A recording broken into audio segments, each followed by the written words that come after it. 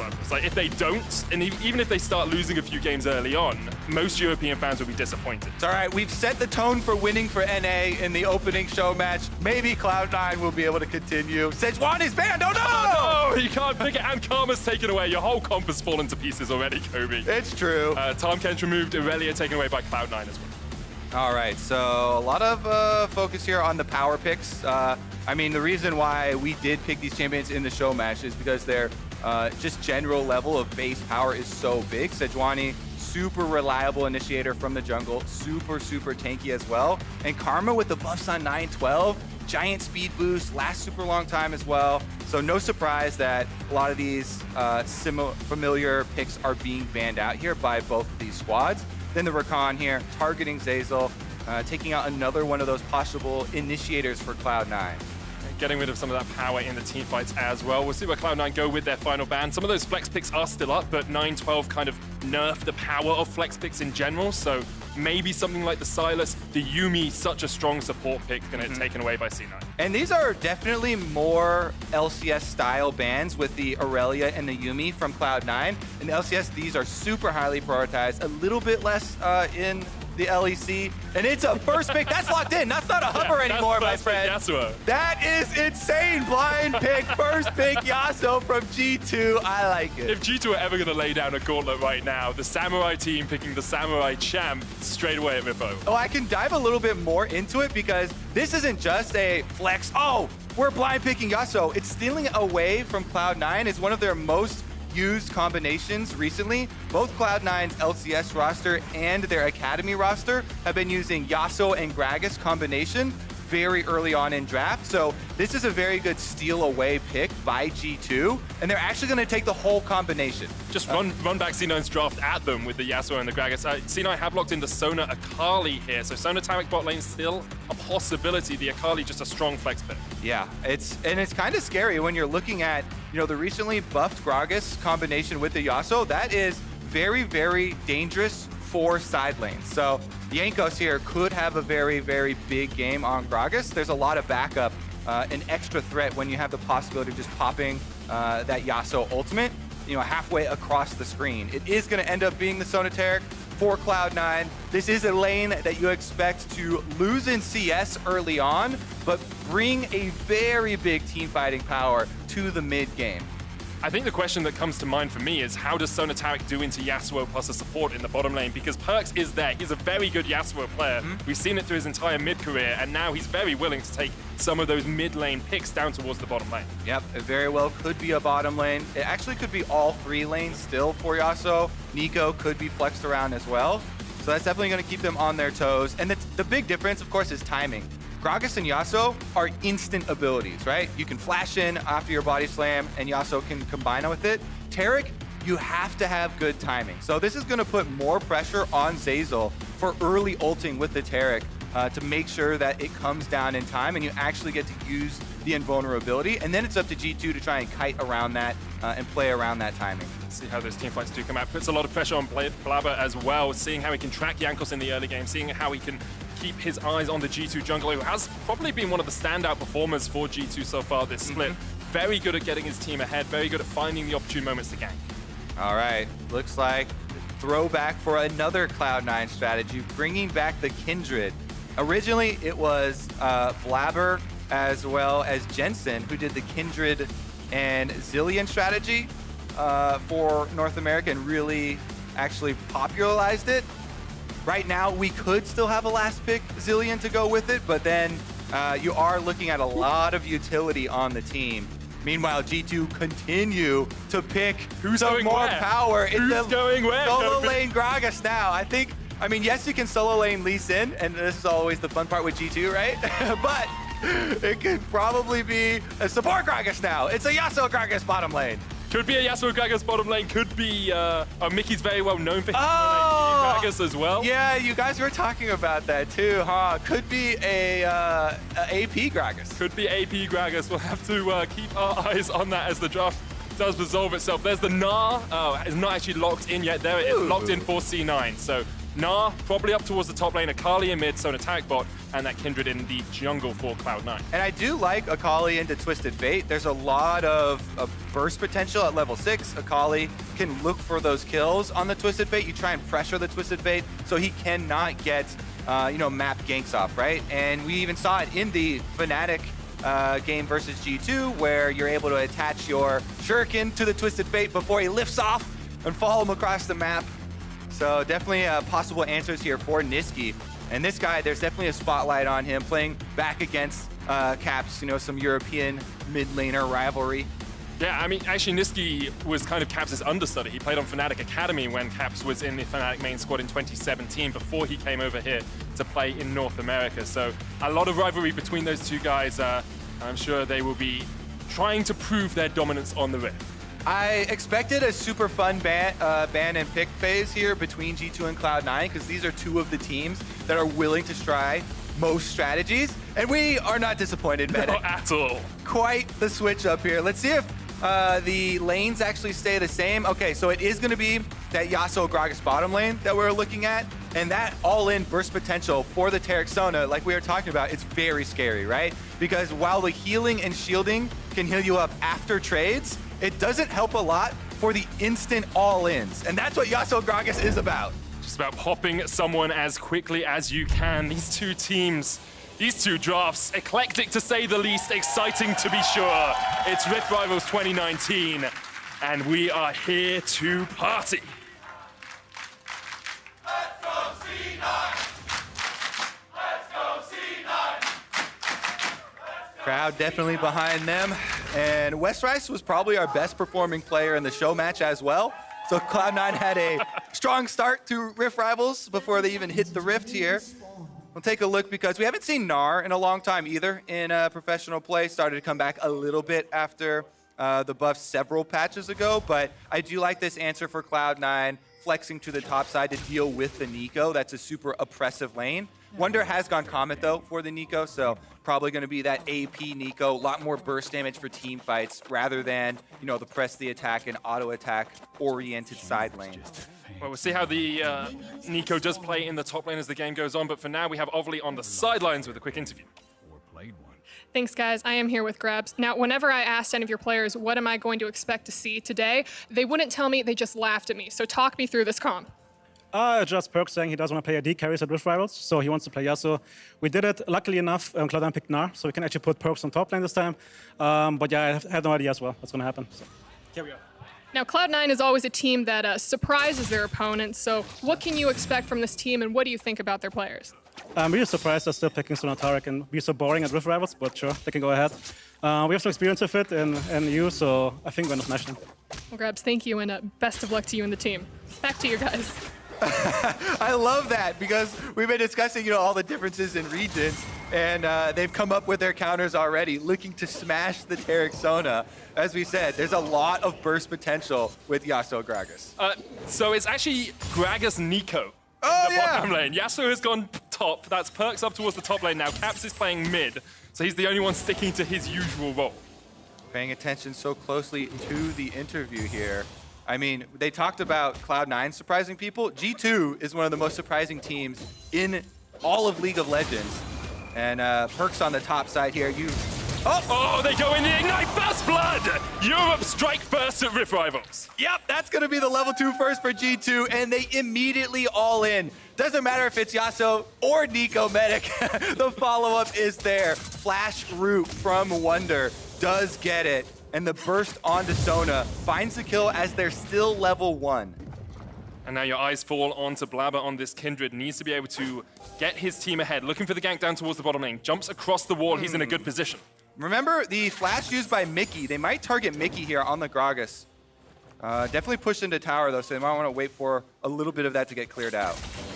No offensive summoners left on the C9 bot lane. Dazzle's gonna land. Mickey caught out. Blaber on his way. No flash on that Gragas, remember. Jump in from Blaber. Mickey trying to trade back, looking for the body slam, but the chase is on and C9 will strike back.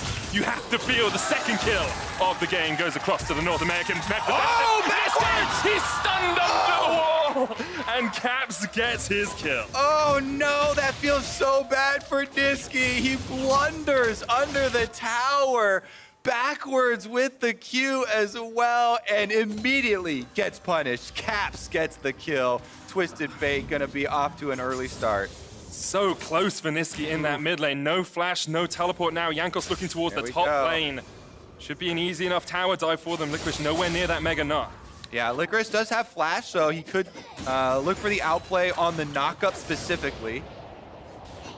Not sure the minion wave's big enough, but the TP's coming in towards the top lane. Caps has gone up there. Blaber's still down towards the bottom side, but it's a 3v1. Licorice jumping away with the hop. PerkZ tanking up the tower. He won't quite fall. Jankos gets the kill. One more shot would be enough, but he dodges to the minion. Yeah, you could outplay 1v2 sometimes, but 1v3 being Caps up as well. G2 are pushing the tempo.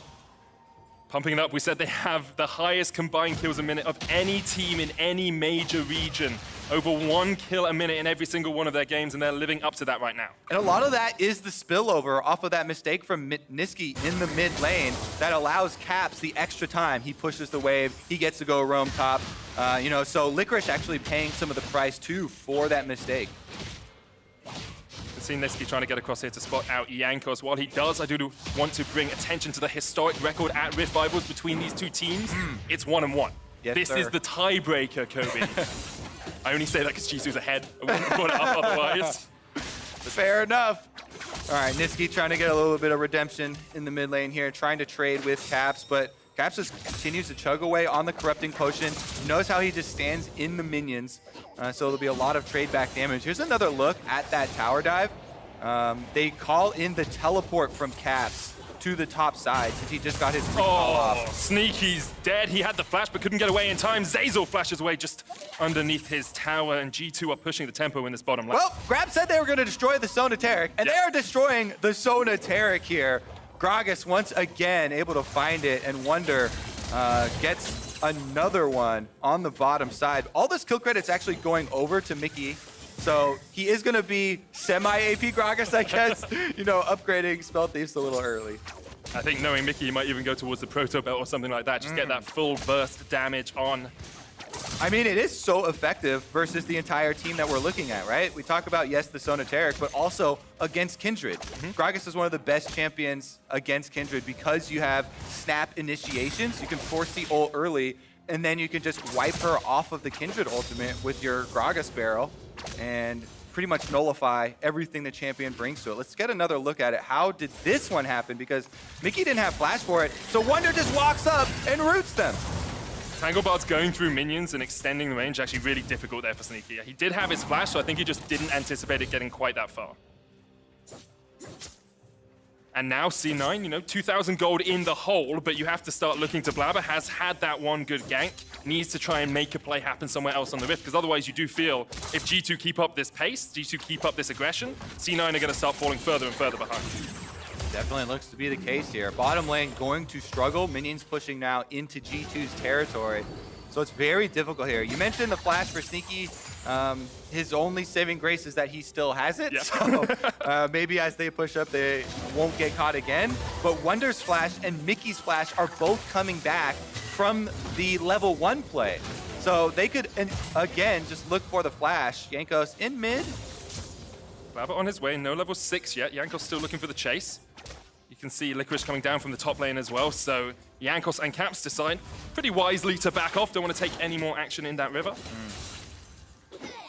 All right, we'll see where Caps can use his first Twisted Fate ultimate as well. Because with that gank mid, they forced Nisqy out of mid lane. So Caps should be able to push that wave and look for another offensive play. There are flashes for G2 now back in the bottom side. And Sona Taric, very squishy and very good targets. So difficult for Zeyzal and Sneaky as well, because Jankos just has to stand here and force them away. They're going to lose plates. They're losing CS to the tower as well. Just miles behind in this lane. And we've seen if you can put Sona Taric behind, it takes them so long to get towards that team fighting, which you have to feel is what C9 want to do. Yep, G2 going to keep up the pressure off of their pushing bottom side. They go for the blue invade. Caps is able to take it away on Twisted Fate and get another one for himself, plus retreating over to the Mountain Dragon. So G2 doing a very good job at punishing the Sona Taric. They talked about it a bit as how it's, fallen off with a lot of these counters rising up, and they're utilizing them very well. They are 8 minutes in, it's about a 3,000 gold lead for the European and MSI champions. C9 need to find an avenue of approach to get back into the game. And Kobe, if I were to ask you, what are the next steps here for C9? Like, what are you thinking as a team, and what are you communicating as a team to try and slow this bleed?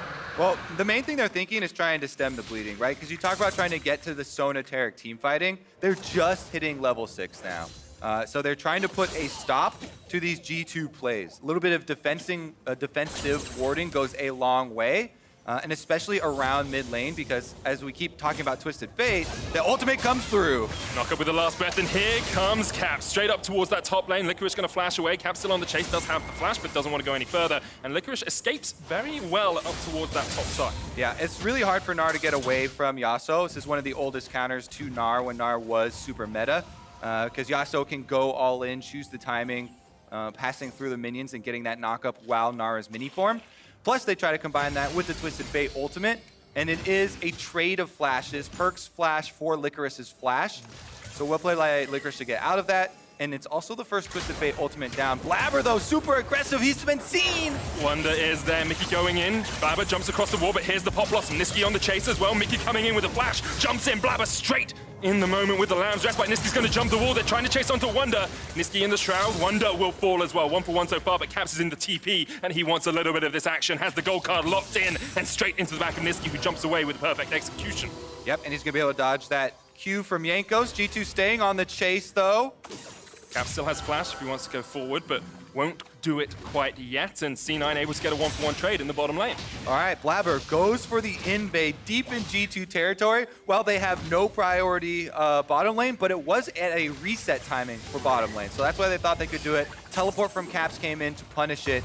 In the end, ends up as a 1-for-1 though, and Nisqy now looking top at PerkZ. No flash. Nisqy trying to do what Caps has done so far this game. PerkZ caught out, no flash on the Yasuo, dodging around, hits the knockup, but he's gonna fall, and C9 find their answer to this bleeding. They're stemming it pretty well. That's 2 kills back-to-back on Nisqy, so some hope for Cloud9 in the Akali the later the game goes. Mid lane is getting pushed in for it though. You can see Caps getting another turret plate for himself.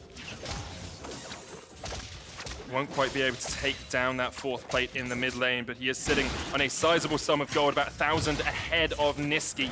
Licorice teleporting up towards the top lane as Blaber's going to get his first objective of the game in the form of the Rift Herald, and Jankos looking down towards the bottom lane. Ward comes out from Zeyzal, Caps is here as well if G2 wants to go for the full-on dive. There's no teleports for C9, so Sneaky and Zeyzal have to abandon ship here. That's smart play. Yeah, there's no way you can stick around and defend that turret. G2 are going to claim first turret bonus for it. And with it, about a 4,000 gold lead, but Blaber's up towards the top side. You've still got a couple of minutes before those plates fall. You have a Rift Herald here as well. This feels like a pretty effective time to use that and try and get some plates of your own. All right, chasing down Nisqy here. Can he dodge the Q? Does find it. Nice little sidestep there for him to get out of the early pressure. Turret plate actually goes down while no one's around to see it, by the way. And if you're not in range, that money just goes into the dirt. So even though that gank doesn't get a flash, it doesn't get a kill or anything, it did deny turret plate money because that one was very close to going down. G2 grouping up around the mid lane now to try and keep this blistering pace alive. Jankos might be caught out here. Blaber there, but Jankos jumps straight in, doesn't get the damage out with a kick, and now Licorice has his number. Jankos going to try and get out of this jungle as quickly as he can, and Licorice can't land the boomerang blade. Here's Caps looking for the stun card. Wunder there as well. They're going to stun up Zeyzal, but Nisqy is on the other side of this fight. C9 have a flank position if they want it, but they will not take the fight. Yeah, it's very risky for Cloud9 because they are 4v5 right now. Sneaky has no teleport on the Sona, and the minions have been pushed up. This is a G2 power play. That's why G2 have started this invade. They had the recall, so everybody could go and collapse into the red side of Cloud9. This is what you want to do when you have the early lead like this. You coordinate the 5 members, and you make use of the time where you have this pushed up bottom side. You can see the minions were all the way up to the tower. That meant that C9 could not react to the play. So it was a very good invade there, using their extra advantage. Oh, now they've got Nisqy. Nisqy knocked back into the Tangle Bar, but he pops the Twilight Shroud just in time, goes invis, and now tries to put the pressure back on G2. Has a lot of damage down, and that was very well played by the C9 mid lane. Able to get out of it. Akali, very mobile champion here. Trade of ultimates. In the end, the goal that we talked about earlier, where Cloud9, after this early power went to G2, are just looking to stem the bleeding and kind of slow down. has been pretty much accomplished. They haven't been able to trade anything back yet. They do still have the Eye of the Rift Herald, but G2 have such a big gold lead. It is so difficult to find the area where they actually want to take advantage of the Eye. G2 right now just has so much power. The Luden's Echo completed for Neeko, Trinity Force for Twisted Fate, Static Shiv even for the Yasuo, which helps with wave clear. So they are definitely ahead on items right now. And Cloud9 trying to just keep their Taric Sona a little bit safer. They've able to get pretty close to their team fighting stage here, have access to the ultimates and the double conversions of their support items, and an extra vision might go a long way. And just looking at the total gold in that bottom lane, Nisqy and Zeyzal are sitting at about 7,000 overall compared to 9.5 coming out from Mykix and Wunder. And looking at the team compositions and how you want to play out the mid game for each side now. G2, they want to continue to pressure the side of the map. They have the Twisted Fate. They're the ones trying to split C9 up so they can then invade, continue to take away resources, and look for the pick kills and the burst damage there. They have so much pressure with the Yasuo topside all the way up to the turret. You can see Static Shiv annihilating those minion waves. Cloud9's answer is the Rift Herald mid and bottom. Nisqy jumps in, but Jankos was waiting in the wings. They can't see him in the shroud, but they can knock him out of it darn well. Another kill across towards G2, where C9 used that Rift Herald mid to try and get it in. Wunder goes in with the Tangle Barbs. Here comes Caps. The stun card's going to land, but the Cosmic Radiance will keep Zeyzal alive for the moment. Pop Bottom doesn't land either. A great crescendo comes out from Sneaky. Blaber fighting Jankos down towards the bottom side, but already Zeyzal's down, and G2 continue their offensive. Blaber now caught in no man's land as Caps flashes forward. Gold card into lockdown, and Blaber cannot escape. A double for the G2 mid. Yeah, Cloud9 should not be looking for these plays in an offensive banner. G2 absolutely destroying them. Jankos with a great counter gank on the bottom side, just lying in wait, waiting for Nisqy to go for the perceived 1v1. And that chains into the mid lane play there. After Nisqy goes down, it's a really good rotation up towards mid lane, and G2 kind of blow this game open after taking that tower.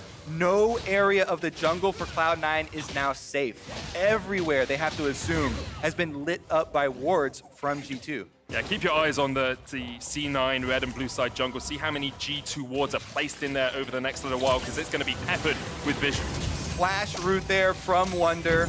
And it was a good ultimate from Mykix to get Zeyzal back, and then they flash, but Zeyzal goes back in to try and get the stun, thinking that they had the advantage with Blaber coming over, but Blaber was mirrored by Jankos. So Cloud9, since they're down one member, kind of overcompensate there, and they bait themselves into another death rather than fully retreating. So G2 get more out of it than just the objective. They keep collecting these kills, and they are looking unstoppable.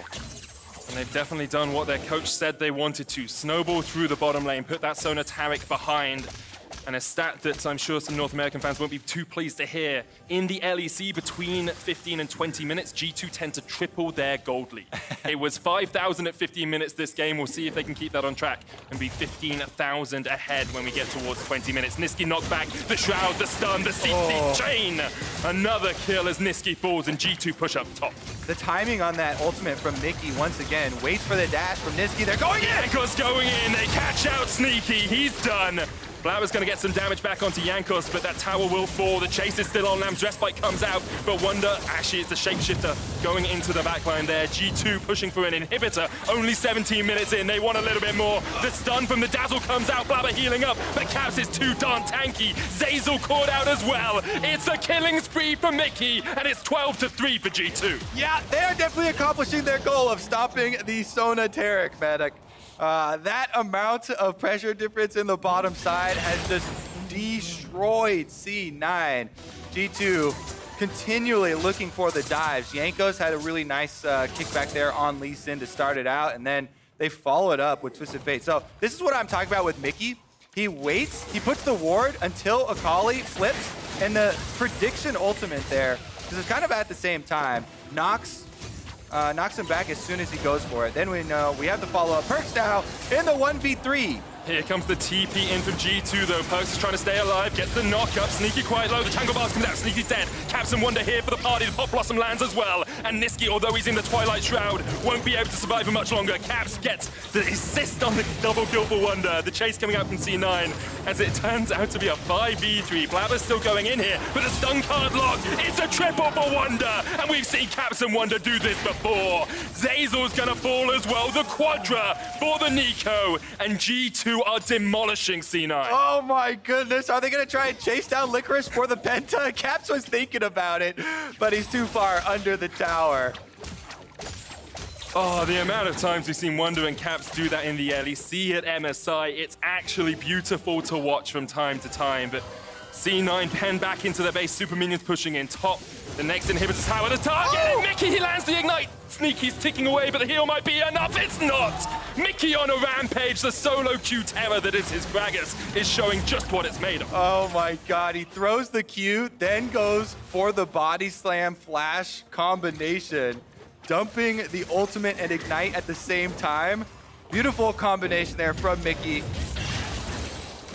Yeah, Sun God onto Licorice, goes into Mini now. He chased a little bit too far to try and catch Wunder, and G2 were waiting in the wings. Well, Medic, this one's looking like a pretty one-sided affair. I actually saw this in the last game, except I was on the receiving end. Yeah, fair enough, I guess. A little bit of vengeance here. G2 striking back for Europe to defend your honor. Thank you very much, G2. Second inhibit's gonna fall. As we get to the 20-minute mark, it is a 16,000 gold lead. So G2 have done what they do so well and tripled that gold lead. And now it's all done, but the Nexus falling, you have to feel. 2 lanes of super minions pushing in. G2 don't even care about the Inferno Drake, don't really care about the Baron. All they want is this final inhib and then the Nexus. And it was really interesting. We can now call back to the interview with Grabs, where he sounded so surprised that C9 were still gonna run the Sona Taric, even after seeing kind of the explosive counters at MSI. You know, the very famous Invictus Gaming game that was one of the fastest that we've ever had.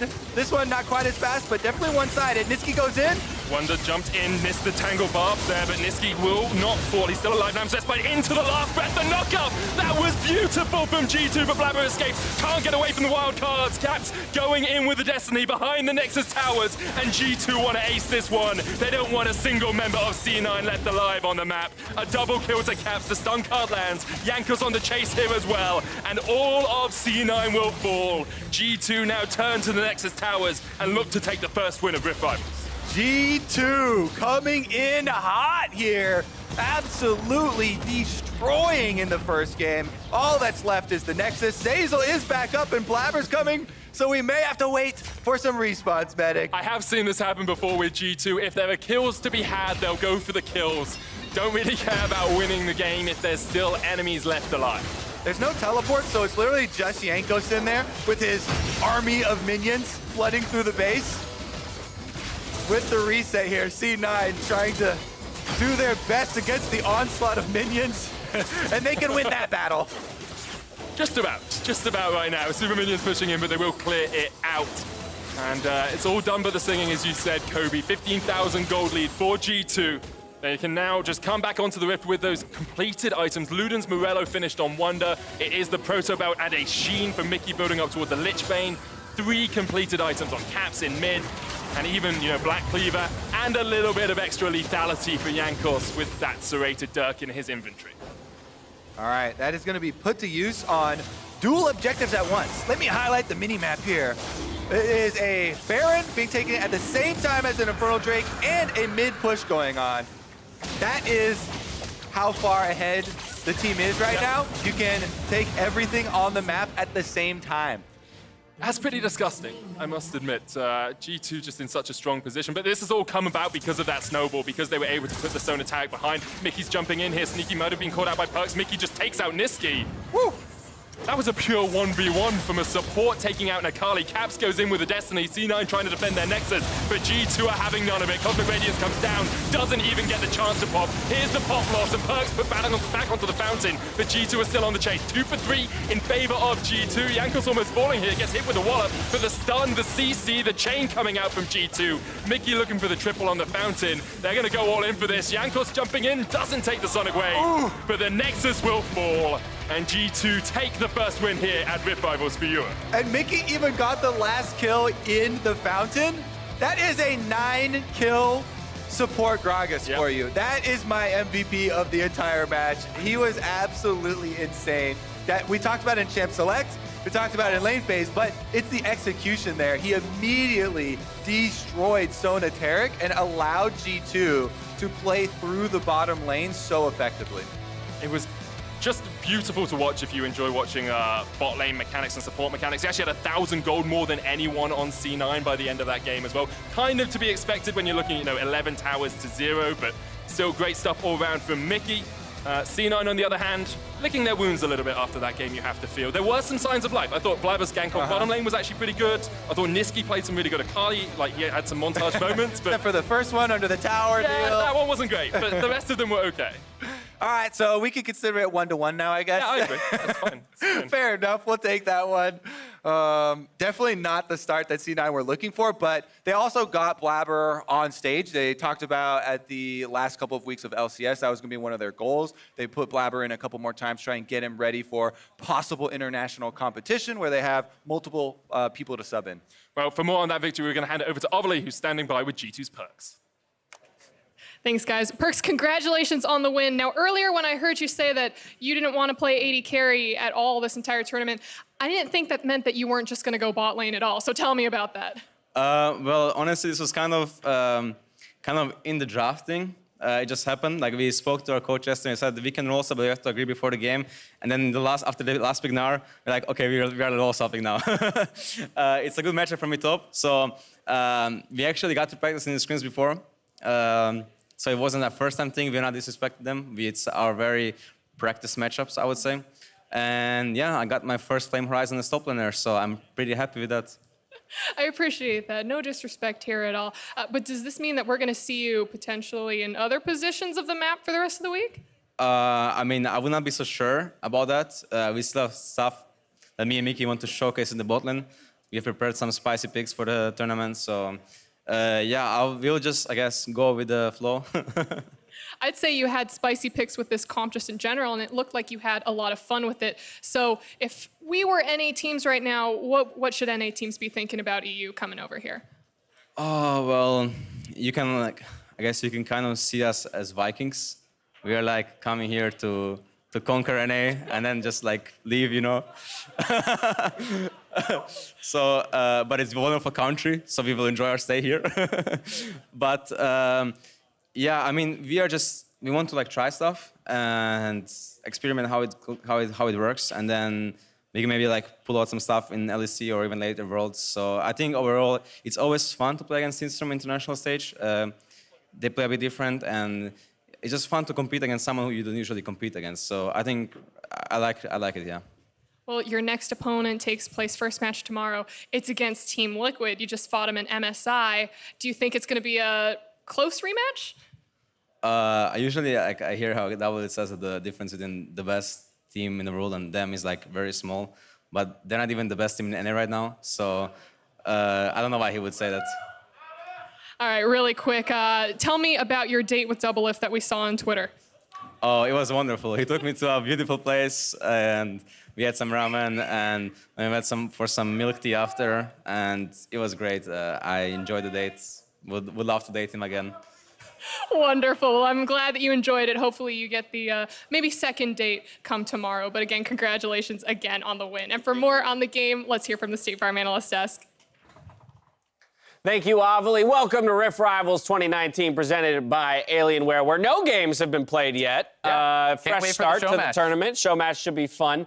Seriously, though, blink and you would have missed it. G2 absolutely handled Cloud9 there. I mean, that was a smash. Oh, yeah. I mean, starting from level 1 in the bottom lane where they got the kill on towards Sneaky, it felt like C9 had no ability to combat against them. G2 was always on their side of the map and always pressing forward. That said, top of the day, Zeyzal, I had brought up the idea of Reaper and his drafting, but how G2 would present quite an obstacle for him, and we saw that on display here. Yeah, I mean, we definitely did. I think that G2 is the most flexible team in the world when it comes to draft. You know, we're seeing not only can they basically play every champion, they can play the champions in different lanes very competently. You know, PerkZ talked about how they'd even practiced him playing top yasuo against Gnar. Like, how do you prepare for that? What other team is giving you that practice where their AD is going to swap top, play Yasuo as a counter pick to your last pick? Like, this is stuff that you can't prepare for, and they're so damn good at doing it that you get games like these. Yeah, the thing about G2 is that a lot of times we say pro players, they're really good at their roles. Right. But G2 players are just so good at League of Legends, you can plug and play them on any champion, any lane, wherever, they're still going to be able to come out Right, on top. the flexibility to draft the Yasuo and say, yes, this could still go bottom lane next to that. Gragas, if the composition It could go mid lane. They could allows literally it to put do it that. anywhere. You could also push him to mid lane. We know Caps is comfortable piloting that champion as well, and ultimately PerkZ takes it into the top lane. It does create almost what feels like an insurmountable task for a lot of these North American teams. And then you couple that with the in-game play out of G2, the aggression that they have been known for. Not only are they picking up leads in that first 15 minutes, they're pushing those leads even further in that next 5, as you talked about. Yeah, and this is just so good here from Mykix, hitting the level 2 and then going for the all-in. Because Sona has so little base HP, it's very easy to find these early game kills. And even though Blaber was able to come in for a good gank, G2's bot lane never let up. Yeah, exactly. And I mean, they have the counter pick in the top lane. Bot lane dies 2v2. Mid dies on the failed dive from Nisqy, where, you know, he's queuing the wrong way, gets gold carded on the turret. When both your lanes that had a chance to maybe compete have died without the jungler even visiting, as a jungler, you feel like the game is so doomed. So, you know, certainly an ugly death there from Nisqy and Licorice. I don't think there was much he could do in this game. Right. You know, PerkZ was playing the matchup very well. He got TP'd on by TF, 3-man dove. Then he gets TF ulted on and dove again. It's a very difficult situation for him to really be in. I really saw the map begin to crumble for C9 again when a few of those advantages are taken, and G2 just shows that willingness to push everyone across the map. As soon as bot lane has an advantage, great, we'll go cover mid while Caps, you go up the top. God. These gold differences, no. Ender, you called it out. You said 15 to 20 minute mark. Yes, they build massive leads in the first 15, but they turn it on within that 5-minute window. More than doubled their 15-minute gold lead in 5 minutes. And for context, on average, they usually triple that lead. So this was sort of like a low down well. Oh, yeah. I like it. That's what Okay. no. The G2 Glass had half taken. full here. G2 took so much, it was almost impossible for them to triple their gold. See, we got them. They never expected it. I mean, you could knock the number off the end of each of those, and you'd still be like, oh, they were doing really well. They were up 690 gold. Yeah, that's like the average 1,500. gold Wow, lead in that's NA really at good. 15 minutes would have been a 10 For a a top team. A game like this makes me wonder what it's going to take from a North American team to actually beat G2 in this tournament. Look, I think Fnatic, when they beat G2 in the LEC, gave us a formula. You have to attack them early. Sona Taric is not the answer. Kindred jungle is not the answer. You have to go at them in the early game, and if you can break them up during that point, then they don't have that big lead. Then they don't have the ability to try and snowball on you. Otherwise, you're just playing a losing game. Well, that's where I'll be very curious to see if Sven Skaren has an opportunity to come back into the lineup against G2, because quite obviously the more veteran of players won, but also likely to pick some of those more aggressive early ganking champions that require a little less expertise than, say, the Kindred. Yeah, I mean, at the end of the day, you don't get to make mistakes like we saw Cloud9 making and stand a chance against G2. If you give them a lead, they are insane at closing out the game. Again, 26-minute average game time in the LEC. They are so fast at closing out games. So it has to be great draft and perfect play if you want to take down G2. They're the best. Crazy impressive win out of the 1 seed from the LEC for North America. That one's going to sting a bit, but we'll see what happens next as we take a break and return with Team Liquid versus